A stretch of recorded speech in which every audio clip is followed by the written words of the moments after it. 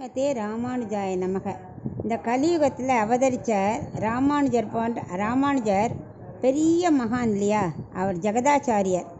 அவருக்கு முன்னாடி நமக்கு ஒரு பேச சந்தர்ப்பம் கிடைச்சா என்ன ஒரு பாக்கியம். அது அந்த பொண்ணுக்கு கிடைச்சதே. ராமானுஜரும் வெயிட் பண்ணுறாரு, ஏன்னா அவ்வளவு ஞானம் உள்ளவ அந்த பொண்ணு. அடுத்து என்ன வாக்கியம் சொல்ல போகிறான்னு காத்துட்டுருக்கார். அந்த பொண்ணு சொல்கிறா, எம்பிரான் என்றேனோ பற்றபிரானை போலே. 11வது வாக்கியத்தில் பிஞ்சாய் பழுத்தேனோ ஆண்டாளை போலேன்னு பொண்ணை பற்றி சொல்லிட்டார். அப்போது பொண்ணே 5 வயசில் அவ்வளோ பெரிய ஞானம் கிடச்சேன்னா அதுக்கு காரணமான அப்பா எவ்வளோ ஞானமாக இருக்கணும். அவர் ரொம்ப கிருஷ்ண பக்தி உள்ளவர். அவர் கருடாழ்வாரோட அம்சம். ஸ்ரீவில்லிபுத்தூரில் அவதரித்தார். ஸோ 2 ஆழ்வார்கள் அவதரித்த இடம். அப்பாவும் பொண்ணும், அதாவது பெரியாழ்வாரும் ஆண்டாளும் அவதரித்த ஸ்தலம் அந்த ஸ்ரீவில்லிபுத்தூர். என்ன ஒரு பாக்கியம். அதனால் அவர் எப்பவும் என்ன பண்ணுவார், பகவத் தியானத்திலே இருப்பார். அவருக்கு வேதம் அதிலலாம் அவ்வளவுக்கு இல்லை. நிறைய பாகவதம், விஷ்ணு புராணம், அது மாதிரி எல்லாம் நிறையா படிப்பார். இப்படி யோசித்தார், கலியுகத்தில் பகவான் அடையிறதுக்கு என்ன வழி ஈஸியாக இருக்கும்னு யோசிக்கும்போது இந்த மாலாக்காரன் கிருஷ்ணர் அவதாரத்தில் நினைவு வந்தது. மாலை கொடுத்தே எல்லா மாலையும் அவருக்கு சமர்ப்பித்து மோசமே அடைஞ்சிட்டானே. அதனால் அவர் டிசைட் பண்ணார், சரி நம்ம நந்தவனை அமைச்சு பூ கைங்கரியம் பண்ணலாம். வடபத்ர சாய்க்கு தினம் நம்ம கையாலே பூவை தொடுத்து மாலை தொடுக்கலான்னு நிறைய வகையான பூச்செடிகள், துளசி எல்லாத்தையும் வச்சு டெய்லி அந்த பூ கைங்கரியம் பண்ணிட்டு இருந்தார். இப்போ நாம்ளே கடையில் வாங்கி பூ வச்சு பெருமாள் சாத்தினாலே சந்தோஷம்தான். அதில் பூ வாங்கி நம்ம தொடுத்து பகவான் சமர்ப்பித்தா நம்ம மனசில் எவ்வளோ சந்தோஷம் இருக்கும். அப்படி இருக்கும்போது அவர் நந்தவனமே அமைச்சு பண்ணிட்டு இருந்தார். அப்படி இருக்கச்சே ஒரு நாள் என்ன ஆச்சு, பாண்டிய மன்னர் ஒருத்தருக்கு ஒரு சந்தேகம் வந்தது. அவர் வல்லவதேவர்னு பேர், அவருக்கு பேர். அந்த வல்லபதேவர் அப்படி நகரத்தில் அப்படி ராத்திரி வேளையில் போவா இல்லையா, அப்படி போகும்போது ஒரு பிராமணனை சந்தித்தார்.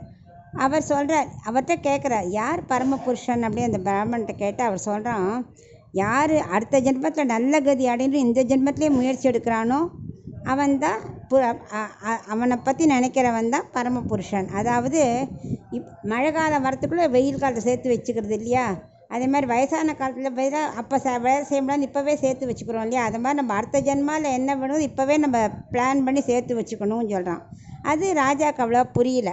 ஸோ இதுக்கு என்ன பண்ணலாம்னு சொல்லிட்டு தன்னோட அமைச்சர் செல்வ நம்பியை கூட்டு, நீ எல்லா வித்வான்களையும் வர சொல்லு, என்னோடய கேள்விக்கு பதில் சொல்கிறவாளுக்கு பொற்கிழி கொடுக்குறேன், பரபிரம்மத்தை பற்றி தெரிஞ்சவா யாருன்னு கேள்வி கேட்கணும் அப்படின்னு எல்லாரையும் கூப்பிட்றா. எல்லாருக்கும் சொல்கிறா, பட் ராஜா சாட்டிஸ்ஃபை ஆகலை.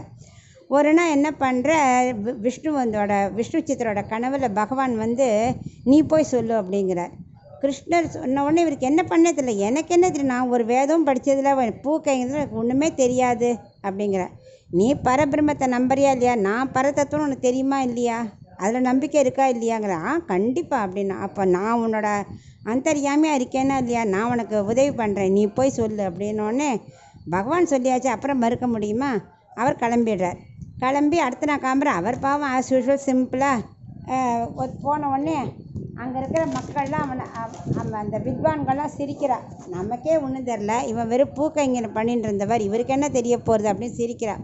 ஆனால் ராஜா அவர் மாட்டுக்கு உள்ளே போய்டுறார். நான் எங்கே பேச போகிறேன், என் உள்ளே இருக்கிற பகவான்னா பேச போகிறாரு சொல்லிட்டு அவர் உள்ளே போயிடவுடனே ராஜா கூட்டு கேட்குறார். அப்போ அவர் சொல்கிறார், ஒன்றும் இல்லை, என்ன இந்த பரதத்துவம்னா என்ன அப்படிங்கிறார். அப்போ அவன் சொல்கிறான், அந்தர்யாமியாக இருக்கிற பகவான்கிட்ட ப்ரே பண்ணுறார் முதல்ல விஷ்ணு சித்தர். நீ என் உள்ளே இருந்துன்னு இருக்க, நீ தான் இதுக்கு ஆன்சர் பண்ணணும், எனக்கு எதுவுமே தெரியாதுன்னு கண்ணை மூடின்றார். அப்போ பகவானே வாய் திறந்து பரதத்துவம் பரபிரம்மம்னா என்ன அப்படிங்கிறதுக்கு விளக்கம் சொல்லுக்கிறார். சொன்ன உடனே அவனுக்கு ராஜாவுக்கு ரொம்ப சந்தோஷம் ஆகிடுறது. ஏன்னா அவனுக்கு உள் மனசுல நான் பேசுகிறேங்கிற கர்வமே இல்லை. உம்மா சின்ன பேசுகிறார். சொல்கிறார், யார் உலகத்தை படைக்கிறாளோ, யார் நிலநிச்சு திரும்பி எல்லாத்தையும் தங்கிட்ட இழுத்துக்கிறாளோ அவள் தான் பரபிரம்மம். இந்த உலகத்துக்கே அவருக்கு அடுத்து வேறு யாரும் கிடையாது அப்படிங்கிறத விளக்கினோடனே ராஜா ரொம்ப ஹாப்பி. அந்த பொற்கிழியும் இறங்கி வந்துடுறது. உடனே ராஜா அவரை யானை மேலே ஏற்றி நகர் ஊர்வலம் வர வைக்கிறார். 2 பக்கமும் மணியை கட்டி அவர் வரும்போது கூடலழகர் சன்னதிக்கிட்ட வந்தவுடனே கூடலழகருக்கு ஒரே சந்தோஷம். தன்னோட குழந்தை பரிசு வாங்கினா அப்பாவுக்கு சந்தோஷமாக இருக்காது, அப்படின்னா ஜெகத் பிதாக்கு தன்னோட குழந்தை எல்லோரும் போற்றும்போது சந்தோஷமாக இருக்குமே. ஸோ அவர் வந்தவொடனே இவருக்கு ஒரே ஷாக் ஆகிடுறது. ஏன்னா கருடன் மேலே பூதேவி ஸ்ரீதேவியோடு வரார் பகவான். கண்ணெச்சில் பட்டுருமே. எல்லாருக்கும் இவரால் தர்ஷனம் கிடச்சிது, பகவான் தர்ஷனமே கிடச்சிது. ஆனால் கண்ணிச்சில் பட்டுருமே அப்படின்னு சொல்லிட்டு பல்லாண்டு பல்லாண்டு பல்லாயிரத்து ஆண்டுன்னு பாடுறார். ஸோ அவ்வளவு பெரிய கொடுப்பினை உள்ளவர். அன்றிலேருந்து அவருக்கு பெரியாழ்வாருங்கிற பேரே வந்தது.